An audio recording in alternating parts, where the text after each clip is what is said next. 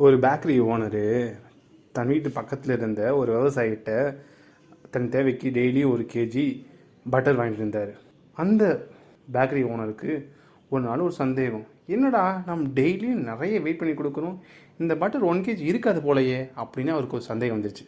உடனே தன் கடைக்கு வேகமாக போய் அதை வெயிட் பண்ணி பார்த்தா 1 kg இல்லைங்க, ரொம்ப கம்மியாக தான் இருந்துச்சு. இதை பார்த்தோன்னே அந்த பேக்கரி ஓனருக்கு பயங்கரமாக கோவம் வந்துருச்சு. உடனே வளைஞ்சு கட்டிக்கிட்டு பாண்டியை எடுத்து பாருங்க ரூட்டு எங்கே விவசாயிகிட்ட இல்லை, அங்கே இருக்க ஒரு ஜட்ஜுக்கிட்ட போனார். அந்த ஜட்ஜுக்கிட்ட போய் எல்லா உண்மையும் சொல்லிட்டார். உடனே அந்த ஜட்ஜு கோவமாக கூப்பிட்றான் அந்த விவசாயி அப்படின்னு கூப்பிட்டு அந்த விவசாயி வந்துட்டான். உடனே விவசாயி பதட்டமாக, ஐயா நான் என்னையா தப்பு பண்ணேன், எதுக்கே என்னை கூப்பிட்டீங்கன்னு கேட்டான்.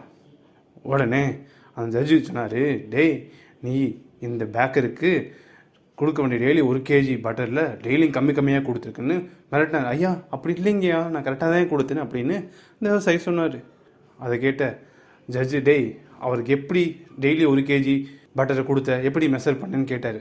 உடனே அந்த விவசாயி, ஐயா என்கிட்ட அதை வெயிட் பண்ண அளவுக்கு எனக்கு தராசுனா இது இல்லைங்கய்யா, நான் டெய்லியும் இந்த பேக்கரி ஓனர்கிட்ட தான் 1 கிலோ ப்ரெட்டு வாங்குவேங்கய்யா. ஒரு குச்சி எடுத்து அந்த குச்சியில் 2 சைடு ஒரு கயிறு கட்டிட்டேங்கய்யா, ஒரு சைடு இவர் கொடுத்த ப்ரெட்டையும் ஒரு சைடு என்னோடய பட்டரையும் வச்சிங்கய்யா. அதில் இருந்தால் நான் டெய்லி அவர் பட்டர் கொடுத்துட்டு இருந்தேன். உடனே அந்த ஜட்ஜு அந்த பேக்கரி ஓனரை பார்த்து சொன்னார், டே நீ என்னத்தை கொடுத்தியோ அதை தான் அவன்கிட்ட திரும்பி வாங்கியிருக்கேன்னு நக்கலாக கிண்டல் அடித்து அவரை பயங்கரமாக கண்டித்து அனுப்பிட்டாராமா. இதுலேருந்து என்ன புரியுது, நம்ம இந்த உலகத்துக்கு என்ன கொடுக்குறோமோ அதை தான் அந்த உலகம் நமக்கு திருப்பி கொடுக்கும். யாரும் ஏமாற்றாதீங்க, அவங்களும் உங்களை ஏமாற்ற மாட்டாங்க. எல்லாத்துக்கும் நேர்மையாக இருங்க, அவங்க உங்களோட நேர்மையாக இருப்பாங்க.